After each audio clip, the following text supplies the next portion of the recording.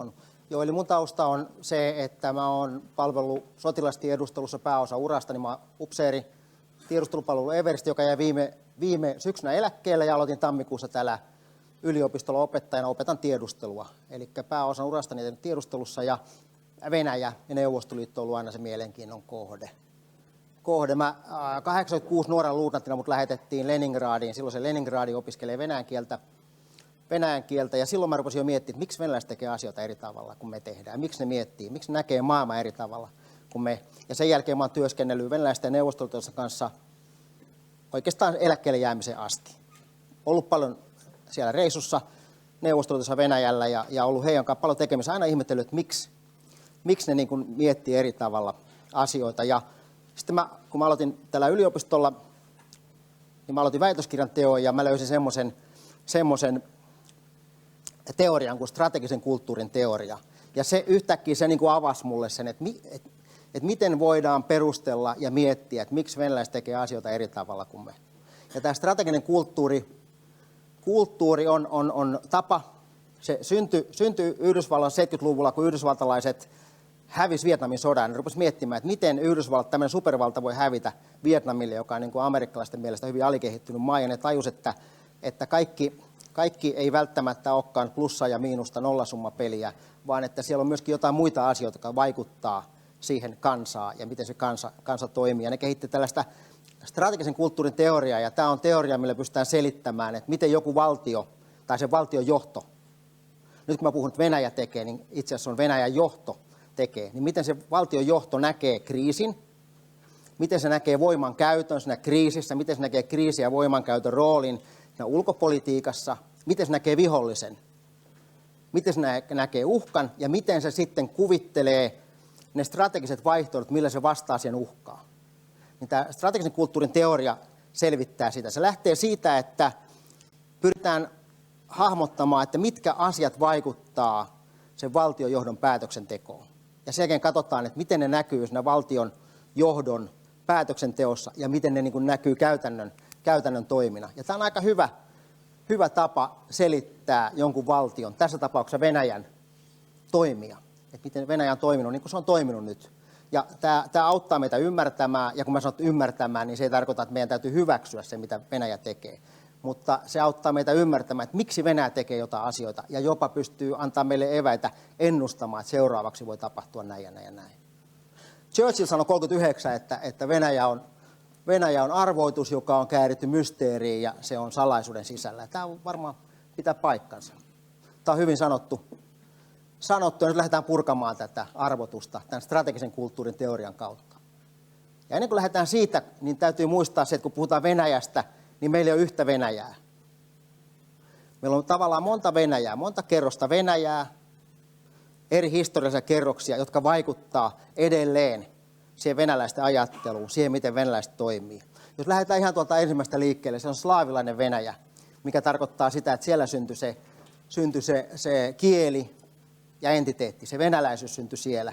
Ja siellä syntyi myöskin se usko siihen, että slaavilaiset kansat on ikään kuin yhtä, ja se Venäjän kansa, joka on suurin slaavilainen kansa, sen tehtävän tavallaan pitää se pakka koossa ja suojella niitä. Ja sieltä tuli tämä idea slaavilaisesta yhtenäisyydestä.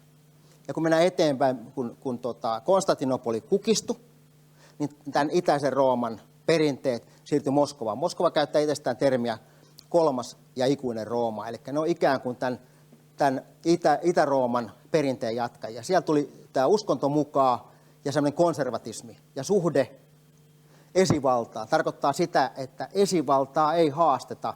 Esivalta on saatu Jumalalta, se joka meitä johtaa, hän on Jumalalta saanut sen voimansa johtaa meitä, ja hän on erehtymätön, ja sitä esivaltaa ei lähdetä haastamaan, ei missään tapauksessa. Ja sitten tulee tätä Bysantista Venäjästä. Kolmas hyvin paljon venäläisen toiminta-ajatteluun vaikuttava aika on tämä Mongoli-Venäjä. Eli 1240 mongolit vallotti Venäjä ja piti 150 vuotta Venäjää hallussaan. Ja se aika oli aika julmaa. Jos katsoo venäjän kieltä, niin hyvin paljon venäjän kielen sanoja, jotka liittyy kidutukseen, verotukseen ja korruptioon ja niin edelleen, tulee Mongoliasta tai mongolitten kielestä. Ja sieltä tämä hallintokulttuuri juurtui se persoonallinen yksinvalta. Eli on yksi ainoa kaani, joka johtaa. Ja se on se, joka johtaa. Kukaan muu ei johda. Muut on tavallaan passiivisia, alamaisia, ja se yksi kaveri johtaa sitä. Se ottaa vastuu ja se johtaa sitä hommaa. Ja siihen kun liitetään se, että se valta tulee Jumalalta, niin se on aika kova se johtaja heidän niin kuin maailmassa. Ja sieltä tulee tämä korruptio ja julmuus.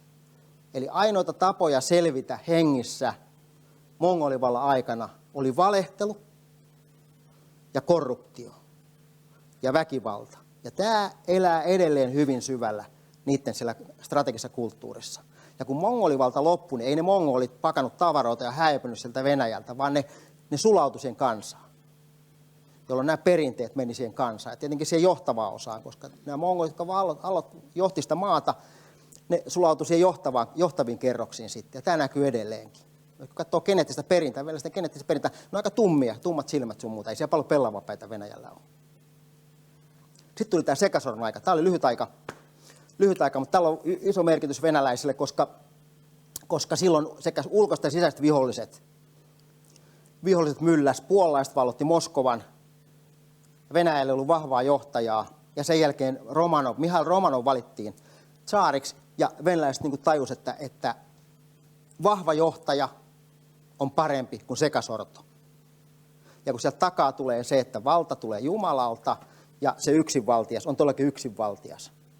Ja tässä todettiin, että ainoastaan yksinvalta pelastaa Venäjän. Niin se on jo monta sataa vuotta tavallaan, että geneettisessä perinnässä on ollut se, että yksinvalta on ainoa oikea ratkaisu.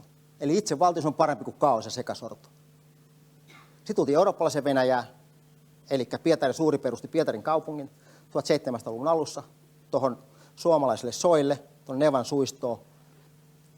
Ja sen jälkeen venäläiset rupesi tavallaan taistelemaan siitä, että onko ne länttä vai itää. Sapatnikit, jotka kannatti, että me ollaan länttä, ja slavofiilit, jotka katsovat, että me ollaan itää. Ja tätä kamppailua käydään edelleen. Ja Venäjä rupesi nousemaan suurvallaksi.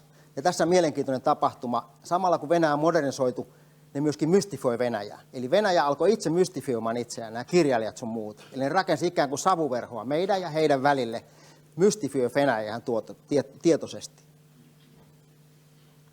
Ja sitten suurvalta Venäjä tai Neuvostoliitto.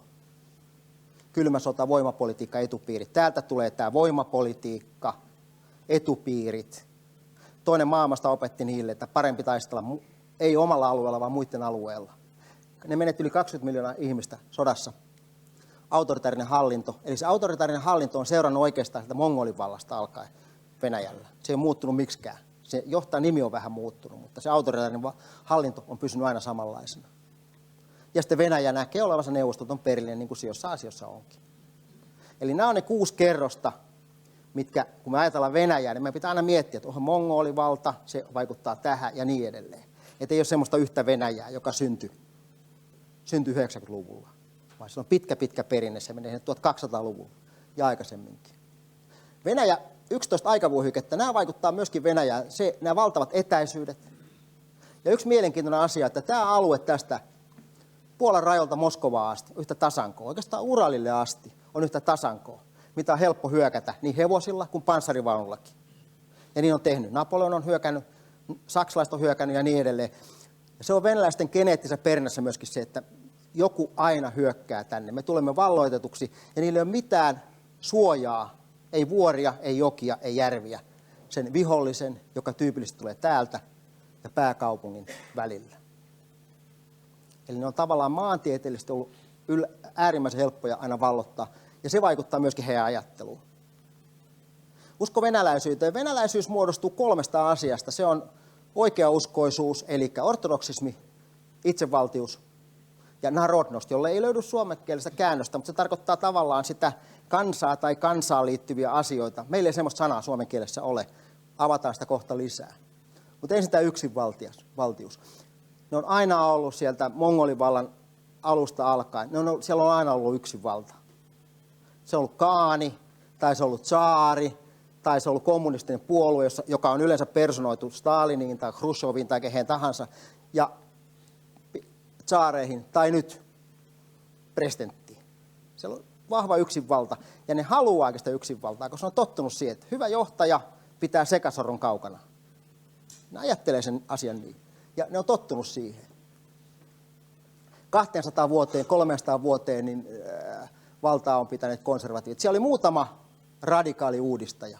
Pietari Suuri, no sen uudistukset suunnilleen onnistu. Näiden muiden herrojen uudistukset ei välttämättä ole sitten onnistunutkaan enää.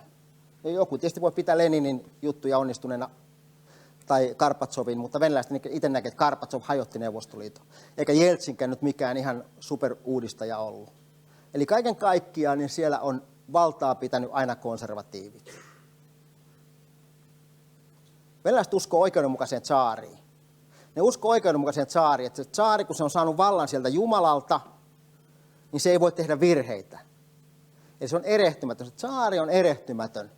Ja sitten silloin prinssejä, joista tulee erehtymättömiä pikkuhiljaa. Kun on tämän tsaarin lähellä, niin niistä tulee pikkuhiljaa erehtymättömiä sitten. Ja jostain prinssistä tulee tsaari sitten aina. Erehtymätön tsaari, joka on aina oikeassa. Ja sitten se virhe tapahtuu täällä pajaristossa.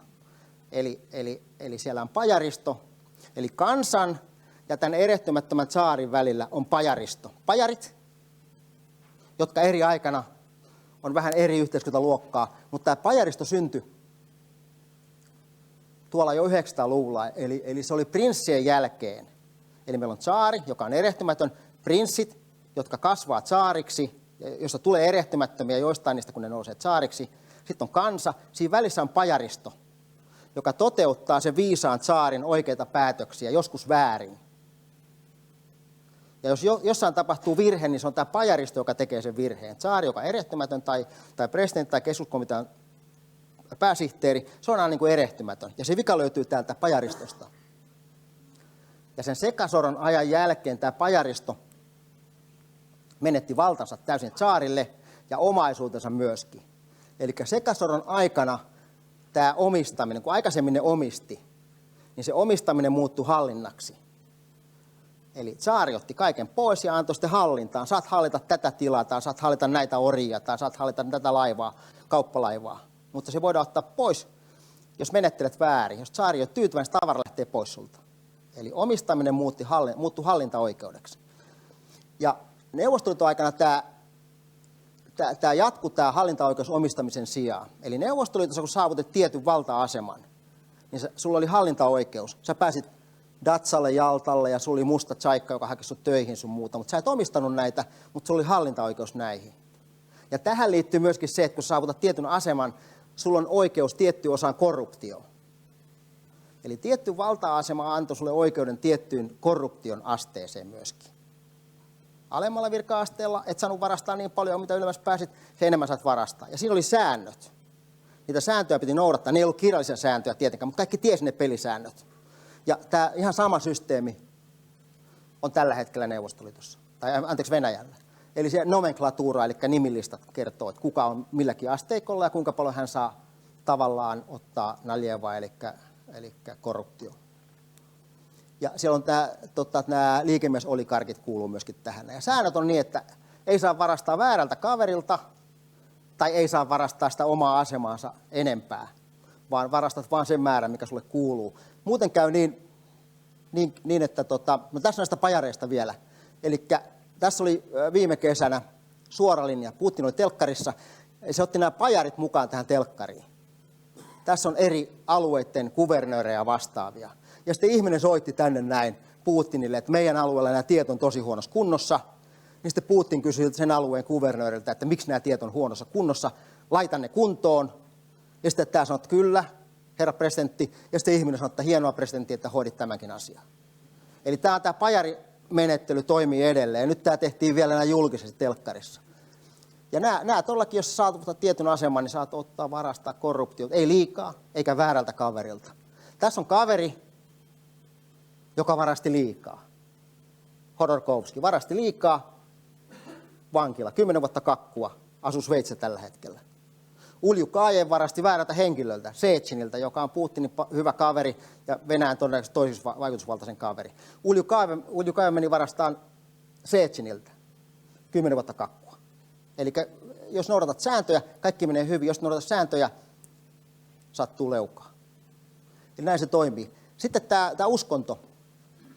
Uskonnolla on suuri merkitys, sillä vedetään kansaa koko ajan. Tässä on Putinin virka-astujaista. Tässä on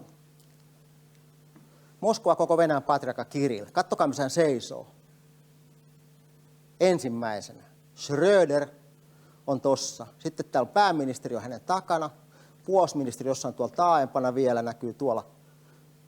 Tuo ei sattuma, että hän seisoo ensimmäisenä tuossa noin. Eli Kirill kuuluu tähän pajaristoon ja hänen tehtävään tavallaan valaa, niin ihmisiä uskoo, että vaikka nyt menee vähän huonosti, niin kuin kuollaan, niin päästään taivaaseen ja siellä menee tosi hyvin. Se on niin kuin hänen tehtävä tässä jutussa.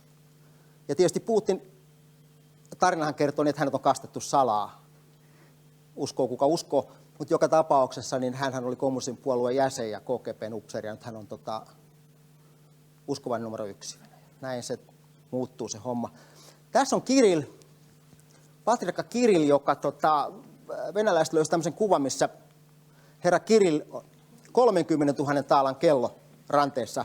Mä en tiedä, minkälaiset palkat siellä papeilla on, mutta mun vaimo on pappi ja hänellä ei ole kyllä tuommoista kelloa. Ja sitten kun tuli julkisuuteen, niin venäläiset yritti paikata tätä hommaa ja ne modasi tätä kuvaa, mutta ne unohti modata tämän kellon heijastumaan tuosta pöydän pinnasta. Et näin se pajaristo välillä jää kiinni kaiken kaikkiaan. Sitten tämä kolmas komponentti, eli tämä kansa, narodnost. Tämä on sellainen, kun 1800-luvulla, Ranskan vallankumouksen jälkeen 1800-luvulla ruvettiin puhumaan kansasta hirveästi ja minkälainen rooli kansalla on siinä yhteisössä ja niin edelleen, niin Venäjällä kans katsottiin, mitä tämä narodnost tarkoittaa. Ylhäältä päin määrättiin, mikä narodnost on. Ja se tarkoittaa, siis se on Venäjän oma versio kansallisuudesta, ja se lähtee siitä, että tsaari tiesi paremmin kuin se kansa itse, mikä on sille kansalle hyväksi. Eli tämä tulee, se on erehtymätön, kun se on Jumalalta saanut sen valtansa, se johtaa, niin se tietää paremmin kuin se kansa itse, että mikä sille kansalle on hyväksi. Ja neuvostoaikana tämä jatkuu samalla tavalla. Sen kommunismissa ihan samalla tavalla oli tämä narodnost, eli kansa. Siellähän luki aina talojen katolla, puolue ja kansa ovat yhtä, vaikka ne ei todellakaan ollut yhtä, mutta siellä talojen katolla luki niin. Ja siellä oli nimenomaan tämä narod, ja narodnost oli niin kuin kova juttu. Ja tämä näkyy edelleen Venäjällä, tämä narodnost-ajattelu. Venäläisillä on kyky odottaa ja kestää kärsimystä. Tämä on ihan uskomaton tapa niille. Ne pystyy kärsimään ja kestää sitä kärsimystä, ja ne on tehnyt sitä kärsimyksestä ikään kuin hyveen. Eli on tehty ikään kuin hyveen, että jos sä kärsit Neuvostoliiton tai Venäjän puolesta ja niin edelleen, niin sitten sen jälkeen sulla on tosi kivaa, kun tämä kaikki on ohi. Kun sä kuolet tai silloin Neuvostoliiton aikana, kun päästään kommunismiin. Et nyt ei ole jääkaappeja, eikä oikein ruokaakaan, mutta sitten kun päästään kommunismiin, niin sitten siellä on ihan kaikkea. Ja venäläisillä oli ihmeellinen kyky kestää kärsimystä, ja toisaalta oli ihmeellinen tapa myöskin muodostaa kaksi todellisuutta. Eli muodosti neuvostotodellisuuden, ja sitten ne muodosti sen keittiöpöytätodellisuuden, missä keskusteltiin ihan oikeasti asioita. Mä oon 86 ollut keskustelussa keittiöpöydän ääressä mielenkiintoista. Perestroikka oli alkamassa just silloin. Oli mielenkiintoista, koska ne on niin kuin kaksi eri ihmistä. Kun ne menee ovesta ulos, tai sitten ne on keittiönpöydän ääressä. Et sinne muodostuu kaksi todellisuutta, ja siellä on edelleen kaksi todellisuutta Venäjälläkin. Tässä on, täällä on tämä Mihail Glinka 1800-luvulla säveli semmoisen oopperan kuin Elämä tsaarin puolesta, jossa talonpoika uhraa itsensä sen takia, että se tsaari pelastuu suolta ja puolalaisia vastaan, kun ne käy sotaa sun muuta. Eli kansaan kuuluva, narodiin kuuluva kaveri uhraa itsensä, että tsaari pelastuu. 2004, ei ole sattumaa, 2004 Venäjän julkaistaan postimerkki, jossa ihan tämä on sitä oopperasta. Eli ihmisille kerrotaan, että edelleen teidän tehtävä, narodin tehtävä on uhrata itsensä sen tsaarin puolesta. Älkää unohtako teidän roolia, mikä on kansan rooli. Ja neuvostoaikana luotiin tämmöinen käsite kuin homo sovietikus, eli ne uskoo alussa, että neuvostojärjestelmä pystyisi luomaan paremman ihmisen. Ja sitä käytiin termiä homo sovietikus. Ja itse asiassa koiraleuvot aika nopeasti muutti sen sitten toiseen merkitykseen. Eli tuossa nuo ranskalaiset viivat, toi sarkastinen termi, että minkälainen homo sovietikus nähtiin tai kuviteltiin, että se ihan oikeasti on. Piittaamaton työnsä tuloksista, yhteistä omaisuudesta ja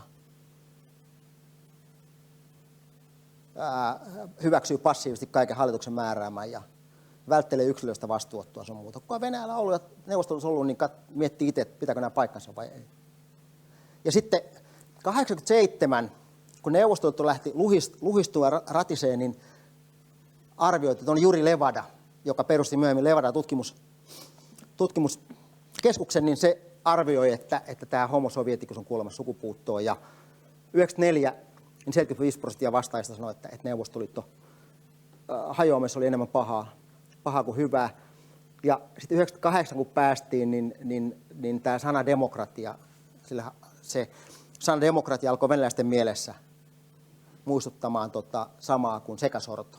Eli sekasorron aika, ainoastaan vahva johtaja pelastaa meidät sekasorrolta. Ja sitten 1990-luvun lopussa homo sovieticus oli kielossa ja odotti vahvaa johtajaa.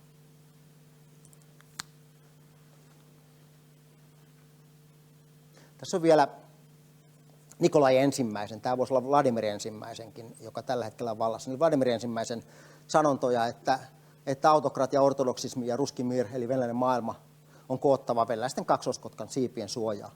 Ja että Venäjän pyhä tehtävä on korkeamman sivilisaation sanansaattaja, ja että pieni sotiminen raja-alueilla, huomatkaa, pieni sotiminen raja-alueilla tarvitaan patriottisen hengen ylläpitämiseksi. Tämä on sanottu 1800-luvulla, mutta tämä voisi olla 2010-luvun, 2018 sanomaan ihan samalla tavalla. Mikään ei ole muuttunut. Tässä on tämmöinen Jürgen Habermasin kommunikatiivinen teoria, sosiaalinen systeemi, mikä kertoo, että miten yleensä ihmiset niin kuin ajattelee ja miten tämä systeemi toimii. Tässä voi olla yksilö tai tässä voi olla yhteisö. Ja se toimii niin, että täällä on arvot ja normit, eli mistä nyt tänään puhutaan, strategisen kulttuurin arvoja ja normeja. Ja täällä on tosiasioita. Tosiasioita tulee sisään meidän tajuntaan tai sinne yhteisön tajuntaa, ja sitten näiden arvojen ja normien perusteella, näiden tosiasioiden perusteella tehdään päätöksiä. Pyritään tiettyihin tavoitteisiin ja toimitaan näiden tavoitteiden mukaan. Ja täällä on nimenomaan strateginen kulttuuri löytyy täältä, arvot ja normit. No miten tämä Venäjällä toimii? Tämä toimii vähän eri tavalla. 80% venäläistä saa kaiken informaation, tai pääosa informaatiota televisiosta. Ja nämä televisiokanavat on Putinin ja Putinin lähipiirin hallussa. Eli 80% venäläistä saa suodatettua informaatiota. Eli ne ei saa käyttää tosiasioita. Jos nämä arvot ja normit on jo täällä valmiiksi vahvat, ja se informaatio, mitä syötetään tuonne jatkuvasti, on meidän näkökulmasta vääristynyttä tai erilaista, tai mitä termiä sitä käytetäänkään, niin on aivan varma, että nämä tavoitteet toiminnat ei myöskään niin kuin, kohtaa sitä, miten me jossain tilanteessa toimittaisiin. Ja tämä pitää niin kuin muistaa. Nuoresta, yhä enemmän nuoret saa internetistä informaatiota, koska ne osaa kieliä sun muuta, ne seuraa informaatiota tuolta internetistä. Mutta niin kuin vanhemmasta väestöstä 8% saa informaatiota edelleen telkkarin kautta. Ja tämä on se narratiivi, mitä ne kertoo siellä televisiossa. Ne kertoo, että Venäjä on piiritetty linnake. Että NATO piirittää Venäjää. Venäjä on jatkuvassa sodassa Naton kanssa. Vihollinen on porteilla. Tässä on, miten ne näkee tämän Naton piirityksen. Itse asiassa tuolla on muutama kilometrin raja ja sitten on tuo Baltian vastainen raja, jotka ihan oikeasti on NATO ja Venäjän välistä rajaa. Mutta tämä kuva näytetään heille venäläisille. Ja tämä näet, mitä Amerikka tuolta ilmastakin ja avaruudestakin piirittää meitä. Ja tämä liittyy siihen, että se johdon ainoa tehtävä on pysyä vallassa. Ei niitä tavallisen venäläisen elämä hirveästi kiinni. Niitä ainoa tehtävä on pysyä vallassa. Ja tällainen pysyy vallassa, kun ne kertoo, että se vihollinen on porteilla ja me ollaan sodassa. Ja ainoastaan minä pystyn pitämään tämän maan turvassa. Ja heikko johtaja tarkoittaa sekasortoa. Ja sitten tämä, että vihollinen on porteilla sisäpuolella. Eli se vihollinen tavallaan sisäpuolellakin siellä jo. Länsi pystyy työntämään ja ruokkimaan heidän mielestä oppositioon niin, että se oppositio rupeaa murtaa. Jos se oppositio nostaa päätään, se kerrotaan, että se on lännen salajuoni. Ja siihen pitää reagoida. Ja 80% venäläistä saa tämän tiedon. Nemtsov oli lännen agentti ja Navalny on lännen agentti ja niin edelleen. Ja ne uskoo aika paljon tuota juttua kuitenkin sitten. Tai ainakin ne uskovinaan. Mä en tiedä, mitä ne keittiön pöydän ääressä puhuu. Mutta on uskovinaan. Eli tämä on se tarina, mitä ne kertoo. Että Venäjä on piiritetty linnake, joka jatkuu sodassa lännen kanssa ja vihollinen on sisäpuolellakin. Putin sanoi näin, että Venäjä ei hävinnyt kylmää sotaa, koska kylmä sota ei ole koskaan päättynyt. Näin siellä puhutaan. Ja hän sanoi myöskin, että Neuvostoliiton luhistuminen oli 1900-luvun suurin geopoliittinen tragedia. Ja kun hän sanoi näin, hän ajattelee ihan oikeasti näin. Hän Hän ajatteli ihan oikeasti näin. Sellainen kaveri kuin Kennan oli sodan jälkeen Yhdysvaltojen suurlähettiläänä Moskovassa. Hän alkoi näkemään sitä että Neuvostoliitto ei välttämättä olekaan enää Yhdysvaltojen kaveri nyt kun Natsi-Saksa on lyöty. Ja hän rupesi kirjoittaa, hän kirjoitti sen pitkä long telegram, eli hän kirjoitti pitkän kuvauksen siitä, että miten Neuvostoliiton politiikka tulee muuttumaan. Ja hän kirjoitti, että tämä on suora ote sieltä, Kremlin neuroottinen näkemys maailman-asioista pohjautuu perinteiseen ja vaistonvaraiseen turvattomuuden tunteeseen. Eli venäläisillä on aina sellainen turvattomuuden tunne, että joku aina hyökkää tänne. Ja muistatte, se arot aina Uralille asti, helppo hyökätä, hevosilla, panssarivaunulla, millä tahansa. Ja niin siinä on hyökättykin. Napoleon hyökkäsi, mongolit vallotti pääosan nykyistä Venäjää. Hitler hyökkäsi, pääsi tosi pitkälle Venäjälle tai Neuvostoliittoon. Suomalaiset ja ruotsalaisetkin ollut siellä. Laiska Jaakko oli Moskovassa yhden talven, ennen kuin lähti pois sieltä. Ja sitten minkä takia me jouduttiin talvisotaan? Me jouduttiin talvisotaan sen takia, että venäläinen ei uskonut, että pystytään puolustamaan omaa aluettamme, vaan ne kuvittelivat, että uhka tulee sieltä sinne Pietarin tai Leningradin suuntaan. Sen takia me jouduttiin talvisotaan. Ja nyt paha NATO aikoo hyökätä Venäjälle. Se on tarina. Paha NATO on nyt Ukrainassa, se hyökkää kohta sinne kapinallisalueille ja niin edelleen. Eli se on se tarina, mitä ne ruokkii. Ja se perustuu nimenomaan tähän neuroottiseen turvattomuuden tunteeseen. Venäjä on, tämä on Kennanilta myöskin, että Venäjä on kuuro järjen logiikalle, mutta hyvin herkkä voiman logiikalle. Lenin sanoi aikoinaan, että kokeile pistimellä, jos on pehmeää, työnnä, jos on kovaa, lähde pois. Eli tarkoittaa sitä, että niin kauan kuin me esimerkiksi suhtaudutaan tuohon Venäjän toimintaan tuon Asovanmerellä ja Krimillä ja Itä-Ukrainassa, niin kuin me ollaan suhtauduttu, länsi aina paheksuu, mutta ei tapahdu mitään muuta, niin sitä pistintä tulee aina vaan lisää sieltä. Mutta ne on voimalogiikalle herkkiä, eli jos siellä onkin jotain kovaa vastassa, niin lähtee pois. Ja Kennan sanoi se jo aikoina 46. Ja se karhu kun näkee, se katsoo sen lampeen, se näkee itsensä siellä. Se näkee sen, että voima on se, mikä tässä pelaa tässä hommassa. Venäläiset on imperialisteja ihan niin kuin yhdysvaltalaisetkin. Yhdysvaltalaisten imperialismi perustuu siihen, että ne haluaa saada jotain. Ne haluaa saada öljyä tai mitä tahansa. Venäläisten imperialismi perustuu pelkoon. Eli se imperialismin lähtökohta, syy on ihan erilainen. Venäläisten imperialismi perustuu siihen, että ne pelkää, että joku taas hyökkää sinne. Ja ne pyrkii ratkaisemaan se ongelman sillä tavalla 50-luvulla, että ne perusti sen Varsovan liiton, jolloin ne saa puskurin tähän vihollisen ja itsensä väliin. Nyt Varsovan liitto on lakkautettu. Ne rakentaa sitä puskuria vähän eri tavalla. Tässä on kuva, näkyy vähän huonosti. Tässä on ilmatorjunta, venäläiset S-400 ilmatorjuntausjärjestelmien kantamakehät. Eli ne rakentaa nyt ilmassa sitä puskurivyöhykettä. Alkaen tuolta Kuolan niemimaalta mennään Kannakselle, sitten Kaliningradiin, Krimille ja Syyriaan. Ne rakentaa nyt ihan eri tavalla tätä puskurivyöhykettä, koska ne ei pysty saamaan sitä maata, ne ottaa ilmaa. Ja ne ei ota pelkästään ilmaa, vaan ne ottaa myöskin informaatio. Eli ne työntää sitä omaa vaikutusvaltaa tuolla informaatioympäristössä. Ne puhuu semmoista termistä kuin informaatiogeopolitiikka. Tarkoittaa sitä, että kun me ei voida maalla edetään ilmassa, ilmatorjuntajärjestelmillä, ja sitten me edetään informaatiotilassa. Että me haetaan sieltä lisää tavallaan sitä suojaa Venäjän ja sen vihollisen väliin. Ja niillä on tökörö ja taitava vaikuttaminen. Ne tekee taitavasti tämän. Se taitava vaikuttaminen, me ei välttämättä tajuta, että se on vaikuttamista. Se on tökörön vaikuttaminen, jonka tehtävä on vetää meidän huomio sinne. Joku Johan Beckman esimerkiksi, se kuuluu tähän tökörön vaikuttamiseen. Kun Johan Beckman puhuu Venäjän puolesta, niin me huomataan, että hei, sehän puhuu Venäjän puolesta. Ja me ollaan kauhean tyytyväisiä, kun me huomataan se informaatiovaikuttaminen, vaikka itse asiassa sen tehtävä osittain vaan vetää meidän huomio sinne, ja se informaatiovaikuttaminen tapahtuu ihan jossain muualla. Meillä on pääministereitä pankkien johtokunnissa. Meillä on pääministereitä, vanhoja pääministereitä, kaasuputkia hoitamassa. Meillä on jääkiekkojoukkue, joka pelaa KHL ja niin edelleen. Ehkä se informaatiovaikuttaminen tapahtuukin jossain siellä, ja me katsotaan sitä Beckmania, että hei, mehän huomataan tämä. Eli ne venäläiset on tosi taitavia tässä. Ne 20-luvulla perusti jo KGB edeltäjään tämmöisen informaatiotoimiston, jonka tehtävä oli vaikuttaa nimenomaan lehdistöön ja sitten vaikuttaja-agenttien kautta ihmisten mieleen ja politiikkaan. Ja KGB:ssä oli se sama. Putin on KGB-koulun käynyt, niin todennäköisesti siellä edelleen jatkuu tämä sama homma. Ne käyttää, Lenin puhuu hyödyllistä idiooteista. Eli käytetään ihmisiä. Ihmiset ei välttämättä tajua, että ne palvelee Venäjää, Neuvostoliittoa, mitä milloinkin. Ne luulee tekemänsä jotain hyvää, rauhanliikkeet vastaavat. Ne ei tajunnut, että itse asiassa niitä vietiin. vaan ne oli tekemässä jotain hyvää, mutta ne oli osa tätä venäläistä informaatiogeopolitiikkaa.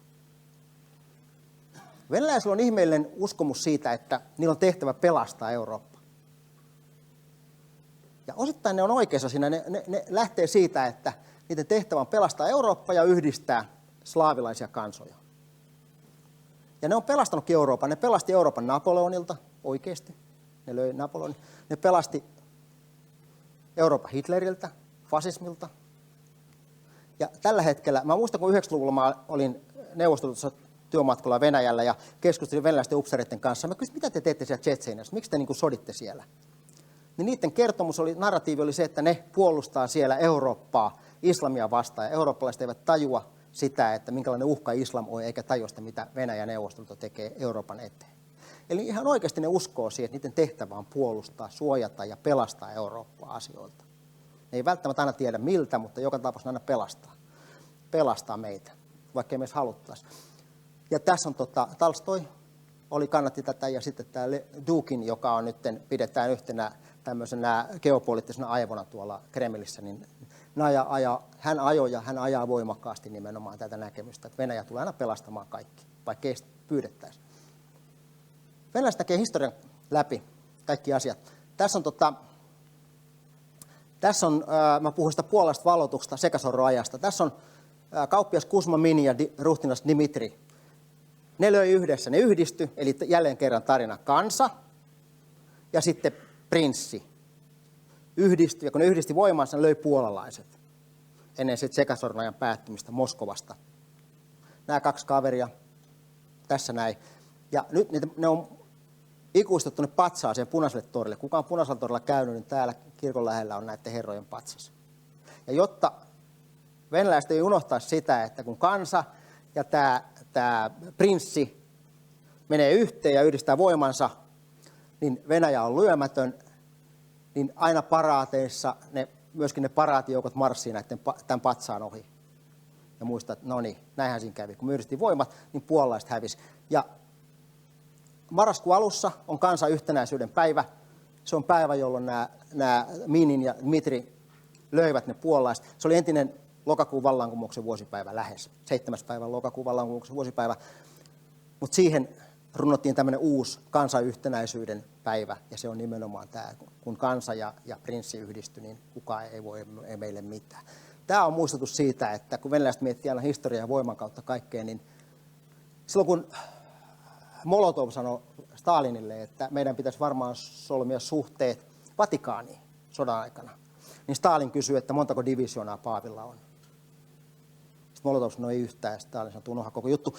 Ja venäläiset ei tajunnut sitä, että yksi puolalainen paavi rautaesiripun takaa, niin pystyy murtamaan koko järjestelmän sitten. Eli jos se, että oli puolalainen paavi, jos se oli CIA:n operaatio, se oli äärimmäisen hyvä operaatio, tai jos se oli vain sattumaa, niin se oli aika hyvä sattuma, ainakin mun mielestä. Tässä on miten venäläiset näkee meidät, suomalaiset. Tämä Puskin on heidän kansallisrunoilija. Ja Vaskiratsastaja on ensimmäinen runo, minkä nämä pienet lettipäät ja pienet pojat opettelee ulkokoulussa. Tämä on runo, mikä ne opettelee ensimmäisenä ulkokoulussa, Puskinin Vaskiratsastaja. Kertoo Pietarin kaupungin perustamisesta 1700-luvun alussa. Lukekaa tämä ja katsokaa, että minkälainen kuva näille pienille tytöille ja pojille syntyy suomalaisista tai tsuhnista. Hyvin harvoin tsuhnasana näkee missään kirjoitettuna, mutta täällä se löytyy, Puskinilta löytyy tämä. Ja minkälaisia on ruotsalaiset.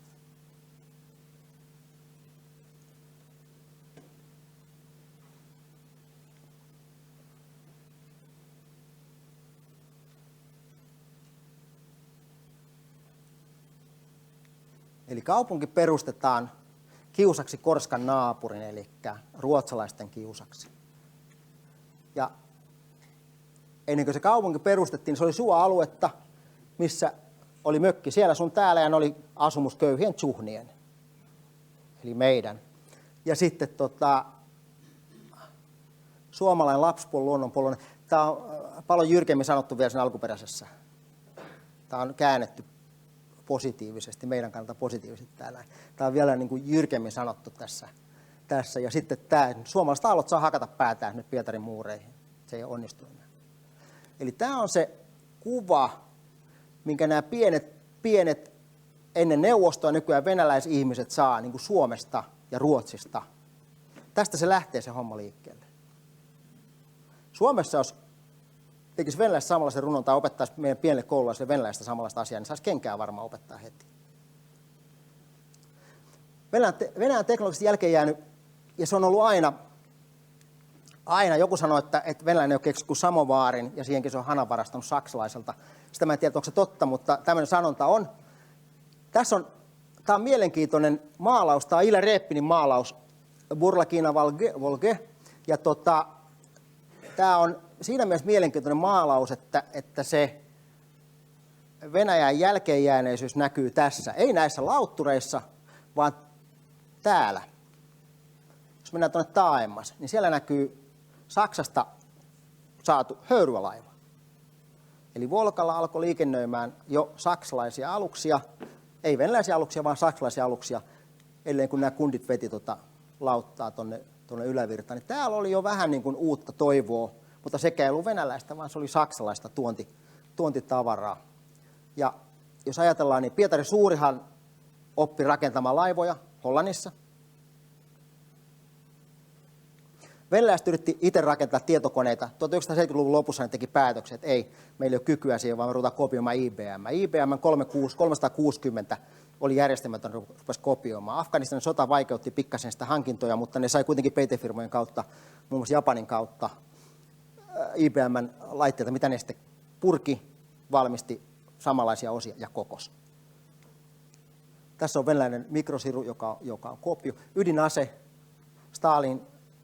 silloin kun Stalin ymmärsi, että Yhdysvallat kehittää ydinaseita, niin tiedonhankinnan, kaikkien tiedustelupalvelujen tiedonhankinnan ihan ykkösprioriteetti oli kaikki, mikä liittyy ydinaseeseen, hankkikaa tänne. Ja Neuvostothan sai ydinaseen muutama vuotta sen jälkeen. Tässä on tyyppejä, jotka hankki sitä ydinasetta. Muutama joutui sähkötuoliinkin, muun muassa nämä Rosenbergit.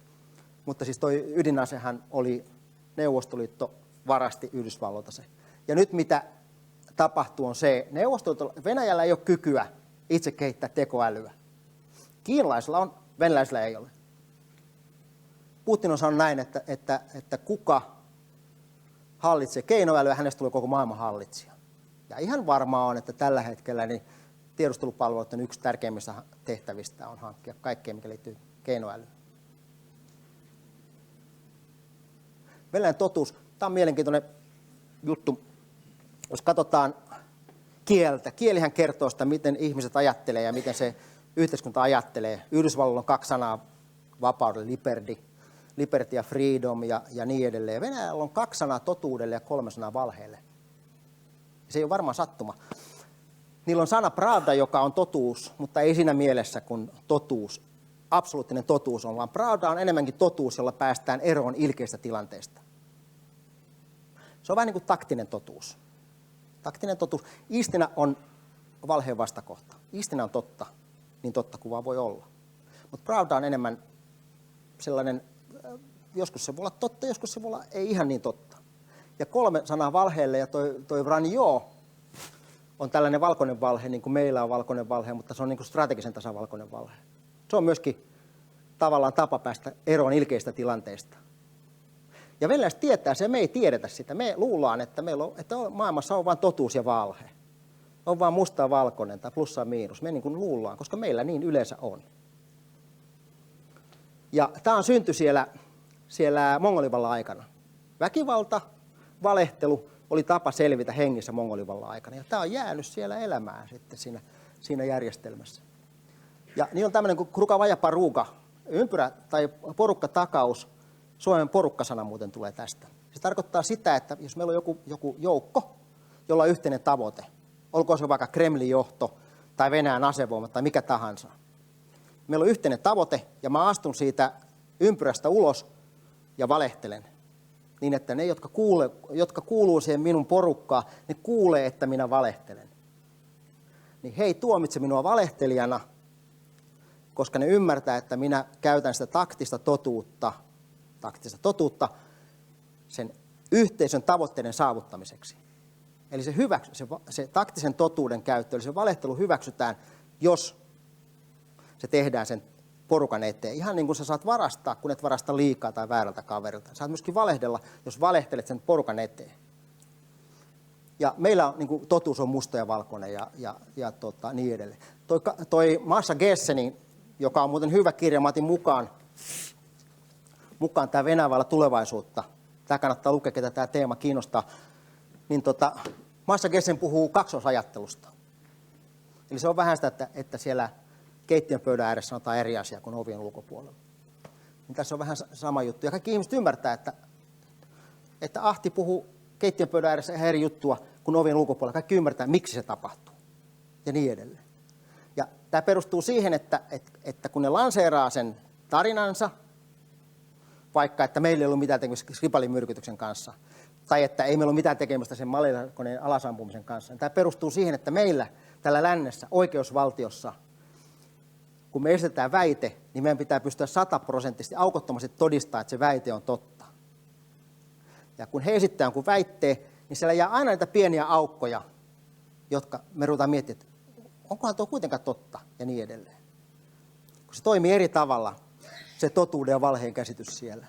Tässä on Teriön hallitus. Hän oli tarina, jonka mukaan Suomen työtä tekevä väestö oli kyllästynyt Mannerheim-Tannerilaiseen fasistijunttaan ja perusti hallituksen, jonka tehtävä oli vapauttaa Suomen kansa. Sitten kun ne tuli sieltä, niin sitten ne huomasi, että eihän tämä ollutkaan ihan näin. Tai tämä. Presidentti sanoi, että meillä ei ole mitään tekemistä näiden Yhdysvaltojen vaalien sekaantumisen kanssa. Hän sanoi ihan pokkana näin. Ja venäläiset, jotka näkee ja kuulee tämän, tietää, että siellähän me oltiin, mutta ei jääty kiinni. Ja sitten taas lännessä mietitään, no ketkä ne sitten oli, jos ne ei ollut venäläisiä. Et kun me ei tajuta sitä venäläisten ajattelua, sen taktisen totuuden käyttöön. Silloin kun ne meni Krimille, niin Putin sanoi, että ne ei ole venäläisiä joukkoja. Ja jos meidän ylipäällikkö kieltäisi suomalaisen sotilaan, että ne ei ole suomalaisia sotilaita, niin se olisi aika paha paikka, se sotilas menisi lakkoon tai se masentuisi tai jotain. Mutta venäläiset, ne oli ylpeitä siitä, että meidän presidentti pystyi käyttämään taktista totuutta. Putin sanoi, että ne ei ole venäläisiä joukkoja. Me ruvettiin täällä lännessä miettiä, että no ketä ne on? Mistä ne on sinne ilmestyneet? Ketä ne oikein on? Jolloin oli 2-3 vuorokautta aikaa ottaa se alue haltuun täysin. Ennen kuin sitten Putin muistaa, olihan ne venäläisiä joukkoja.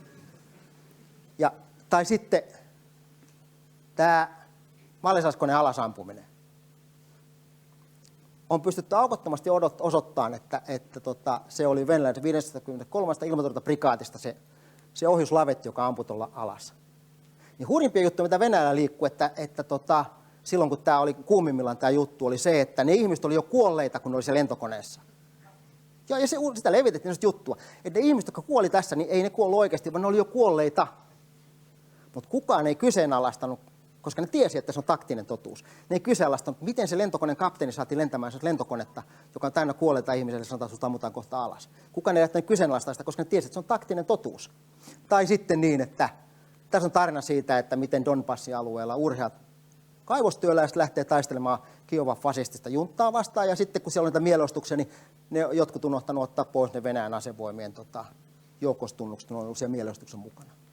Tai sitten, että meillä ei ole mitään tekemistä DNC, eli demokraattipuolueen hakkeroinnin kanssa. Ja itse asiassa siellä jäi sekä GRU, eli sotilastiedustelu, että FSP, eli siviilitiedustelu, jäi molemmat kiinni sieltä noilta servereiltä. Tai että meillä ei ole mitään tekemistä Skripalin myrkytyksen kanssa, paitsi että siellä oli Venäjän tiedustelupalvelu Eversti, joka muuten oli saanut Venäjän sankariarvon Putinin kädestä. Ja siellä oli mukana myöskin sitten lääkäri, jonka tehtävä oli katsoa, että tämä Tšepika, joka tekee se operaatio, ettei se altistu sille myrkylle. Ja hauskinta tässä on se, että tämä Tšepikan mummo, joka asui Arkangelin lähellä, Tšepikan mummo oli hölmöyksissään mennyt näyttämään kuvaa, missä tämä Tšepika saa sen neuvostoliiton sankarin mitalin Putinin kädestä. Ja ettei ikinä arvoin, että mummolle selkeän kävi. Mummo katosi. Tai että me ei olla mukana Itä-Ukrainassa. Tässä on venäläisen laskuvarjääkärin hauta, 21-vuotiaan laskuvarjääkärin hauta Pihkovassa, kaatunut Donbassissa ja niin edelleen. Eli tavallaan meidän täytyy ymmärtää, että se venäläisten totuuden ja valheen käyttö eroaa meidän ajattelusta ihan täysin. Jos ne sanoo jonkun asian, niin ne ei välttämättä tarkoitakaan sitä, vaan sillä on joku tarkoitus vaan luikahtaa sitä pikkasen auki olevasta overausta ja niin edelleen, päästä irti ikävästä tilanteesta. Mikä siellä Venäjällä voi sitten horjuttaa sitä vakautta? Keskiluokka, järjestelmällinen konflikti, oppositioaktivointi. No, tuossa on vedetty yli noin. Noi on hoidettu jo. Energiasektorin muutos, vaikka energialla tapahtuisi mitä, niin ne vaan porskuttaa. Niillä on niin hyvät varannot, että ne ei kupsada siihen, vaikka öljy putosi 40 taalaan barreli. Nationalismi on hoidettu, se on kanavoitu, Tšetšenia on hoidettu. Siellä on Kadyrov hoitaa Tšetšenia tällä hetkellä. Globaali lama ei oikeastaan koske Venäjää, koska ne on oikeastaan itse koko ajan lamassa. Nämä on mikä voisi vaikuttaa sinne. Ja tämä on se, mitä ne pelkää. Sekasoron aika. Eli sekasoron aika, ennen kuin Mihail Romanov valittiin johtajaksi, niin tämä on se, niin kuin niiden se kammotus, sekasoron aika. Ja ne käyttää tuosta 90-luvusta myöskin nimitys, sekasoron aika. Eli tavallaan kun heikko johtaja, maa on sekasorrossa. Eli vaikka vähän sattuu, niin mieluummin vahva johtaja, koska silloin ei ole sitä sekasortoa. Tämä on mielenkiintoinen kuva, koska täällä tavataan, tämä on Leningradista Sobchak, kaupunginjohtaja. Ja hänen takanaan on tuonne harmaa virkamies nimeltä Vladimir Putin. Ja hän ei oikeastaan tämän kuvan päähenkilö vielä, vaan seuraava henkilö, joka ilmestyy kuvaan, on tämän kuvan päähenkilö, Viktor Zolotov. Tämä on sorvari ammatiltaan, Putinin judokavereita. Palataan Zolotoviin myöhemmin, muistakaa nimi mieleen. Zolotov on Putinin judokavereita ammatiltaan, koulutukseltaan, yleissivistykseltään, sorvari. Ja venäläisillä on sijaisten levottomuuksien pelko. Niin Putin, joka pelkää sijaisia levottomuuksia, on nostanut yhdeksi pajariksi tämän Viktor Zolotovin. Tämä kaveri täältä näin sorvarin koulutuksella. Hän ensin seurasi Jeltsiniä tuonne Moskovaan ja sen jälkeen hänestä tehtiin 1,5 vuotta sitten kansalliskaartin komentaja, 3 tähden kenraali. Mä olen istunut sotakoulussa 6 vuotta, mun ura päättyi Everestin nappeihin. Hän on opiskellut sorvariksi ja hän on 3 tähden kenraali. Koska hän kuuluu siihen pajaristoon. Ja hän on luotettava, koska hän on Putinin judokaveri 70-luvulta alkaen. Ja hän katsokaa ilmettä. Hän laittaisi vaikka kätensä tulee Putinin takia. Täällä takana on laki, 2 vuotta sitten voimaan astunut laki, mikä antaa tuolle kansalliskaartille, joka perustettiin, koska Putin ei voi luottaa täysin asevoimia eikä mihinkään, vaan se kansalliskaarti perustettiin siihen Putinin ympärille suojelemaan, niin siinä annettiin kansalliskaartin tehtäväksi muun muassa sisäisten levottomuuksien taltuttaminen. Ja ne saa käyttää väkivaltaa, mutta koska se on humaani se laki, niin siellä ne saa tulittaa mielenosoittajia, mutta ne ei saa tulittaa sellaista mielenosoittajaa, joka on nainen ja raskaana. Eli niiden pitää katsoa sieltä joukosta, että jos ne ampuu sinne, ne ammuu raskaana olevia naisia, jotka on siellä mielenosoitusjoukossa. Koska tämä on hyvin humaani systeemi. Mutta tämä on kova äijä, tämä Zolotov. Ja Navalnyhan haastoi tätä vähän. Se sanoi, että kun täältä tietysti, koska tämä on pajaristossa aika korkealla, niin silloin oli oikeus aika suureen korruptioon. Se teki sitä korruptioon, silloin on aika kovat omistukset. Ja Navalny, joka perkaa näitä korruptioita, löysi tämän Zolotovin nämä omistukset ja se haasto televisiokeskustelua. Hän haluaa haastaa sut, minä haastan sinut televisiokeskustelua tästä korruptiosta. Zolotov, joka on vanha judoka, niin se vastasi näin, että haastan sinut kaksintaistelun kehässä tai judomatolla, tein sellaista jauhelihaa. Mä tiedän, jos meidän joku korkea poliisikomentaja sanoisi, että tekee jostain jauhelihaa, niin kuinka kauan hän olisi virassaan sitä. Mutta tämä on niin normaalia politiikkaa siellä. Tätä ne pelkää Maidanin toistoa. Ja tässähän Putin otti vähän takaisin silloin, kun ne rupesivat nostaa eläkeikää, niin otettiin vähän takaisin, koska nähtiin, että ihmiset ei kerta kaikkiaan pidä tästä eläkeen nostosta. Ja ne tuli vähän takaisin siinä. Venäjän muutos. Jos katsotaan, miten Venäjä on kehittynyt, niin tsaarien Venäjä se oli autoritaarinen johtamisjärjestelmä. Se tsaari oli saanut vuolta sieltä kuninkaalta, hän oli erehtymätön. Korruptio oli voimakas. Oppositio vainottiin, länsimaat kuvattiin uhkana, yksin valta, Venäjä oli messiainen tehtävä, ne pyrkii alueellisesti laajentumaan ja ne uskoi siihen venäläisyyteen. Sitten tämä tsaarivalta romahti ja tuli Neuvostoliitto ja siellä oli autoritaarinen johtamisjärjestelmä. Se oli korruptio, oppositio vainottiin, länsimaat kuvattiin uhkana, siellä oli tämmöinen näennäisdemokratia Niillä oli messiainen tehtävä. Niiden tehtävä levittää sitä kommunismia, Kuuba ja Angola ja niin edelleen ihan samalla tavalla. Se ei ollut sitä venäläistä, vaan se oli sitä kommunismia. Ihan samalla tavalla messiainen tehtävä levittää kommunismia. Alueelliset laajentumispyrkimykset ja ne uskoi siihen venäläisyyteen. Eli vaikka Neuvostoliitto oli kansojen koti, niin se venäläinen osa sitä oli se johtava luokka edelleenkin kuitenkin, vaikka sitä ei korostettu. Sitten tuli sekasorroaika. Kaikki meni vähän huonosti. Valta hajautui. Alueet sai valtaa paljon. Korruptio ei kadonnut. Se oli sananvapaus 90-luvulla. Ne mietti jopa NATO-jäsenyyttä. Länsi ei ollutkaan enää uhka. Demokratia. Se oli demokratia, niin oli ihan oikeasti demokratia, joka itse asiassa muuttui kirosanaksi sitten ja rumaksi sanaksi venäläistä ajatuksesta, koska ne oli taloudellisesti ihan polvilla. Identiteetti oli hukassa. Ne pyrki pelastamaan imperiumin rippeitä. Ne kävi niitä sotia 90-luvulla, Tšetšenia ensimmäinen sota ja niin edelleen. Ja länsimainen kulttuuri rupesi työntää itsensä Venäjälle.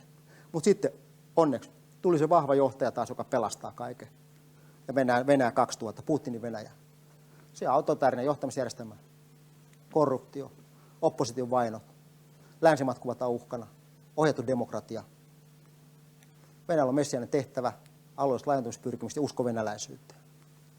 Tässä on, jos lähdetään kattoon sieltä, kun Venäjä vapautui mongoleista 1400-luvulta tähän päivään, niin tuo punainen, se on autoritaarinen johtamisjärjestelmä, länsi on vihollinen ja niin edelleen. Ja tuo keltainen nökäre, jos te saatutte näkemään eturivissä istuvat, tuo keltainen nökäre on toi aika, jolloin oli sananvapaus, demokratia ja länttä ei nähty uhkana.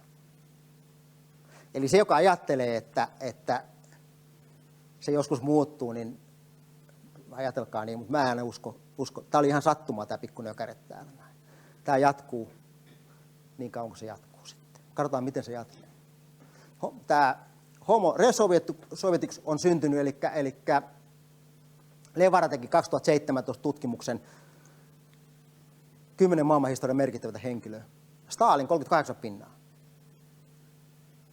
Aika kova, kun miettii, että joidenkin lähteiden mukaan niin 25 miljoonaa ihmistä telotettiin tai kuoli leireillä tämän Stalinin toimesta. 34% sanoo, että Putin on maailmanhistorian kovin äijä. Puolet venäläistä vuonna 2012 piti Stalinin vainoa poliittisen rikoksena. Nyt enää 39%. Yhä suurempi osa ei tiedä näistä vainoista mitään. Tämä Masha Gessen, jonka kirjaa mä näytin tuossa, niin se puhuu, että se oli itsemurhainen terrorismi. Venäjällä oli itsemurhainen terrorismi. Jos ajatellaan natsi-Saksaa, niin natsit tappo juutalaisia. Ne oli eri porukkaa ja niin edelleen. Mutta täällä tavallaan ne tappo toisiaan. Eli ne perheet ja ne suvut, ne sekoittu niin, että se joka perheessä, joka suvussa oli sekä uhreja että telottajia, jolloin ei syntynyt koskaan sellaista tilannetta, että tämä asia selvitettiin, niin kuin Saksassa. Ihmisille kerrotaan, että natsit oli pahoja ja juutalaiset oli uhreja ja tämmöistä ei saa enää tapahtua. Venäjällä ei koskaan tapahtunut tavallaan tämmöistä niin kuin pyykinpesua, koska ne oli niin sekaisin. Samasta perheestä oli ampuja ja ammuttu, samasta suvusta oli ampuja ja ammuttu. Ei koskaan päästy siihen tilanteeseen, että käydään läpi, mitä oikein tapahtui. Sen takia ne pitää Stalinia kovana heppuna edelleen. Ja se on aika huolestuttavaa. Menneisyyden palvonta, ne haluaa palata tuommoiseen kuvitteelliseen menneisyyteen. Ei semmoista menneisyyttä, mihin ne haluaa palata, niin ei semmoista oikeasti ollut, mutta ne luulee, että semmoinen oli. Oli Stalinin ihanointi, kaipuu tsaaria, imperiumia ja niin edelleen. Ja sitä halu korjata väitettyjä Venäjän kokemia historiallisia vääryyksiä. Kaikki kansat on kokenut vääryyksiä. Me menettiin Karjala, mutta ei me huudata sen perään enää. Turpiin tuli, Karjala meni ja se on sitten siinä. Mutta venäläiset, ne koko ajan kaivamalla kaivaa niitä vääryyksiä, mitä kohtaa heitä on tehty ja ne haluaa oikaisuja siihen. Nyt tällä hetkellä Krimihän annettiin 54 Ukrainalle. Se otettiin takaisin, koska se oli vain oikeudellisen vääryyden tai historiallisen vääryyden oikaisuja ja niin edelleen. Näin tämä polkee tämä homma. Eli niillä on kaipuu Neuvostoliittoa, jota ei koskaan ollut olemassa. Tässä on, jos ajatellaan, siinä on eläkeläinen virkamies, opettaja, opiskelija, koululainen. Siinä on niiden iät ja syntymävuodet. Eli toi Gessin puhuu tämmöistä kuvitteellista menneisyydestä, joka itse asiassa on tällainen romantisoitu ja glorifioitu neuvostoaika, mitä se ei ollut. Mitä kauemmin sitä menee aikaa, sen hienommaksi aika muuttuu ihmisten mielissä ja päässä. Ja sitten on tämä demokratia, joka on sekasoron aika. Ja sitten on Gersen käyttää tämmöistä kuin tulevaisuutta, jota ei ole. Et tässä on niin kuin miten nämä ihmiset on elänyt, ja kun se vetää tuolle isolle janalle, niin siitä voi jokainen tehdä johtopäätöksiä, että mitä tuo koululainen tai opiskelija, mitä se niin kuin miettii. Se on oikeastaan koko ikänsä elänyt Putinin vallan alla. Ja se on koko ikänsä kuullut telkkarista sitä, että länsi uhkaa meitä ja me ollaan piiritetty linnake ja ollaan sotatilassa ja niin edelleen. Tämä on hyvin haasteellista. Mitä siellä voi tapahtua? Eli tuo pysähtyneisyyden aika jatkuu, kunnes Putin poistuu. Tai sitten niin, että tulee tuollainen rajumpi aika, Stalin aika 2, kehitys pysähtyy ja alkaa sortotoimet, rautaesirippu. Tai sitten se romahtaa. Koko systeemi romahtaa, niin kuin helmikuun 17 toistuu. Tai se demokratisoituu, mitä mä en henkilökohtaisesti kyllä ehkä usko. Tai se polarisoituu, eli siellä tulee taas ne sapadnikit ja slavofiilit, länsi ja itä alkaa kamppailemaan keskenään. Mutta jotain tämmöistä siinä voi olla. Mä puhuin niistä prinsseistä aikaisemmin. Tuossa on 2 prinssiä, jotka mä oon itse niin kuin kollannut sieltä. Eli meillä on hyvä tsaari, joka on erehtymätön ja hän jää eläkkeelle 2024. Todennäköisesti. Ja hänen tilalle valitaan sitten uusi tsaari. Tässä on 2 potentiaalista kaveria, koska tämän prinssi on oltava kova äijä. Sen pitää pystyä takaamaan tämän eläkkeelle jäävän tsaarin loppuelämä niin, että se on turvassa. Ihan niin kuin Putin takasi Jeltsinin elämän niin, että Jeltsin eli rauhassa kaikilta juridisilta toimenpiteiltä, kunnes hän kuoli. Ihan samalla tavalla Putin etsii nyt tämmöistä prinssiä. Medvedev oli liian pehmeä, hän ei siihen pysty. Tässä on 2 kaveria. Tämä Djumin, ja tähän prinssitarinaan kuuluu aina se, että se prinssi on sankari. Et ennen kuin hänestä tulee erehtymätön tsaari, hän on sankari. Hän jollain tavalla sankaroituu. Ja tämä Djumin on sankaroitunut. Hän on saanut Venäjän sankarin arvonimen. Hän pelasti Janukovitsin helmikuussa 2014 Kiovasta fasistien kynsistä. Eli hän johti sen Janukovitsin pelastusoperaation sieltä, kun venäläisen tarinan mukaan fasistit nousivat valtaan Kiovassa. Niin hän ansaitsi siellä tuon Venäjän sankarin arvonimen. Hän oli kenraalimajori ja varapuolustusministeri. Ja sitten hänet on laitettu talteen tuonne Tulan alueelle. Eli hän on tavallaan sankarin viitan ansainnut, hän on turvassa nyt tuolla Tulan alueella. Hänet on tornitettu. Venäläisessä sakinpelaa kanssa tornittaa ihmisiä. Djumin on tornitettu tuonne Tula-alueelle odottaa. Se on lähellä Moskovaa, alueella, missä ei pitäisi mennä mikään pieleen. Eli tämä sankari ei enää tee mitään väärää ennen 2024. Ja hän odottaa siellä, opettelee hallintoa. Tuommoinen hyvä alue, Tula-hallintoalue. Ja tämä toinen Sinitsev on tällä hetkellä poikkeustilaministeri. Ja poikkeustilaministeri on aina se, joka pelastaa venäläisiä. On kysymystä vedenpaisumus tai mikä tahansa. Eli hän tulee myöskin saamaan tämän Venäjän sankarin arvonimen. Hän pelastaa venäläiset jossain vaiheessa ennen vuotta 2024. Ja hän on aika kova rekordi, kun katsoo, missä hän on työskennellyt aikaisemmin. KGB, FSB, FSO. Eli järjestelmän mies, hyvin lähellä ollut Putinia. Ja nämä asusti vielä samannäköisiä ihan nämä kaverit. Ainoa ero näillä on oikeastaan, että Djumin pelaa maalivahtina siinä jääkiekkojoukkueessa, missä pelaa toi Putinkin. Ja hän on hyvä maalivahti. Poissulkee silloin, kun Putin ampuu, niin silloin yleensä menee aina maaliin. Hän osaa myöskin tämän pajaripelin aika hyvin.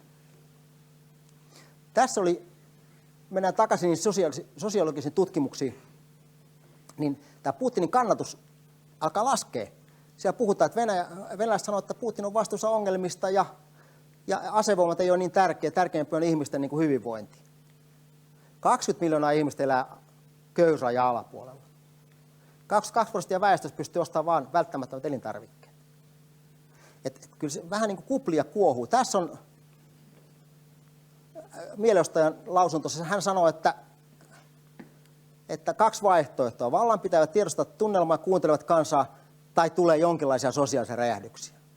Kun kattilan kanssa suljetaan oikein tiukasti, se voi lopulta lennättää ilmaa. Ihan niin kuin se on 17 helmikuussa ja sitten lokakuussa, eli marraskuun vallankumous tapahtui ihan samalla tavalla, kun liian tiukalla oli kansi, niin jotain voi tapahtua. Tämä on hänen näkemys, ja tämä on nyt viikko sitten tämä haastattelu mun mielestä.